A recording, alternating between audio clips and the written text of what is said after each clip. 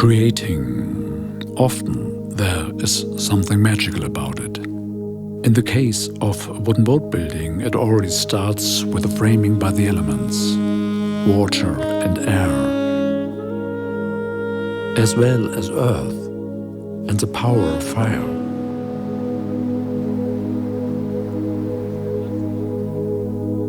The essence of the creation process is part of this constant flow, the circle of life, the wonder of trees, the treasure of beautiful material. All this finds its reflection in the human creativity. Wooden boats are a fitting example. The visions of naval architects define artistic shapes. They become reality in the sculptures of the frame structures created by the skills of the boat builders. There's a certain magic in the creativity of putting a wooden yacht together. To me, wooden boat building is very similar to, it's like a musician with a piece of music. If you're building a wooden yacht, even the best of plans leave so many unanswered questions out there that all become challenges. And after a while, you'll notice that some builders will actually have they have a certain style, and they have techniques that they've developed over years that they believe is part of their signature. And if you took a set of plans that, let's say, Olin Stephens designed, and you went to one shipyard and said, build me this boat, and you went to another shipyard and build me this boat, you would have the same boat, but in the detail, which, you know, the saying, the devil is in the detail. In the detail, you would have two different boats because it is an interpretation. It's like I said, like a musician. He has the written music, but he has to interpret it and play it in his way, in his style, and the things that he's learned in his experience from the past. This is fascinating to me. This is a wonderful feeling to be able, over a period of time, to develop your own style and to know how you want to do it. Developing a style, a signature, was considered to be fundamental by Don and his brother Bruce as to meet the great designs of the best naval architects in the world, like the Scottish William Fife. Designing and building, music and art, they are different fields, but they can have a common core, touching eternity in the hearts of men. Like a great composer, a pianist defining their own style for which they eventually become known and loved.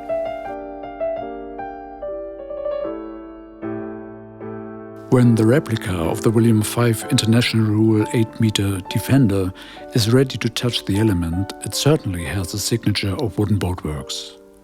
The task is done after a universe of steps, myriads of touches.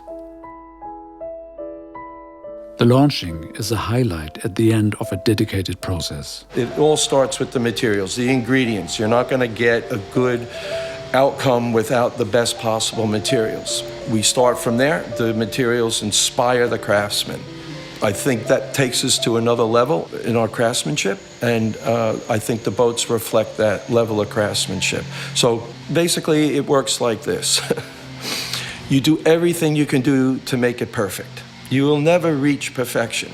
But if you don't try and make it perfect, you won't come close. So we are always constantly trying to get as close to perfection as we can. That's a very subjective term. Where is perfection? It lies within your own psyche, within your own heart. Soulmates with a similar heartbeat get together to share the enthusiasm, the striving for excellency of the builders. There is not only Scottish Piper support for Defender, it is a vivid mix of international guests with local neighbors, New Yorkers, lovers and experts from all over Europe. They are a kind of family of their own, friendships that have grown around these wooden boats over decades, dating back to the years of Don's and Bruce's yachting days in the Mediterranean.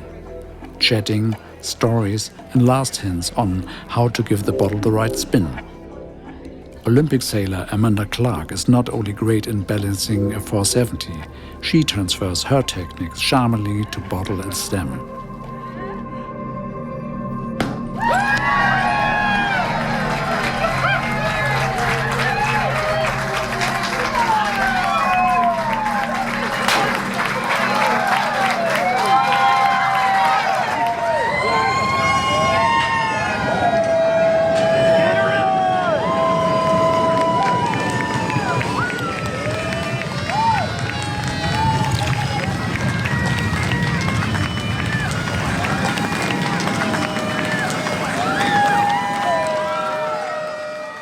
2 years earlier, Defender's sister ship Invader was also launched by Wooden Boat Works. Both belong to a fleet of about 200 yachts, which an enthusiastic couple collects. Their idea is to inspire and to train sail-interested people of all ages, as if to support Joseph Conrad's quote, "Sailing is the essence of life." Wooden Boat Works has the honor of taking care of this fleet, which includes a number of moonbeams designed by the famous American Gill Smith. Other members of these collections are Herreshoff designs, like the New York 30s, a stunning yawl by Bill Luders, and Clio, another William V. Don restored this one with friends first time in Italy way back in the 1980s, when hardly anyone had the idea of bringing back a yacht to original. A common denominator of all of them seems to be the beauty. Clio's owner stated in an interview, "Never buy a boat that isn't pretty." And this matches the spiritual home, the core of the yacht, which takes care of so many treasures. Quality is very important. It's what we strive for, but what is the essence of quality? And for me, in many ways, it's beauty. If it's not beautiful, quite honestly, I'm not interested in it. So you want the most beautiful grain of a piece of wood to perform a specific function for that part of the boat. And if your mind is working on this level all the time, and you have the experience and the skill and the knowledge and the space to do the work and the tools, you can start putting together some pretty beautiful things. At 3 different locations on the North Fork of Long Island, Wooden Boat Works provides the space for winter storage as well as for larger restoration projects like the 36-tonner Chicane. Her need is far beyond normal maintenance. It is the challenging task of building a new keel sole. Solving these complicated problems perfectly is not only based on the expertise gained by passion and many years of experience, building as well as sailing. It also profits of knowledge passed on through generations, like it played an important part when rebuilding Kit 2, another Gill Smith design. For some, her lines associate beautifully to the pleasure of a Bach composition. But a race report from Belport Bay in 1917 also marks Gill as a breathtaking designer. There were 125 boats on the start line. This is 1917, and Gill designed 123 of them. So Gill just dominated the field. He was just so far ahead of his contemporaries. And I have to say, not only for speed, but for beauty. His boats were remarkably beautiful. We've had the pleasure of restoring a number of them and also building or recreating a number of them. His boats are not simple to build. He had a lot of signatures in his work. And as my mentors said to me, you can't take a set of Gill Smith plans and give them to a boat builder and expect the Gill Smith. There are a lot of subtleties that needed to get transferred that I was very fortunate in my mentor, Alfred Terry, had passed down to me. And I, in fact, have passed down to the younger guys that are working for me. Finally, the success of the process and the joy of it is derived from the team, its skills, its motivation. Forming a good crew is a characteristic need under sail in general. But at Wooden Boat Works, it also seems to be very vivid and a source of fun while working. Now I'm working with a lot of younger people, and we have a lot of fun with this because a lot of times I'm not even sure how to do it, and we kick the idea around. And ultimately looking for the best possible solution. And it's not my idea or Steve's idea or Ben's idea or Wendy's idea. It's what's going to work. You know, where's the truth? And once we all kind of let go of our own idea, the truth reveals itself. And it's funny because we'll get into a discussion and then all of a sudden someone will say something and we'll all look at each other and go, that's it. It was that simple, and you walk away. And you've maybe thought about it for 2 weeks before then and didn't really know where it was going to end up. But we all know when you do get there that there's no question, that's it. And to me, that process is fascinating.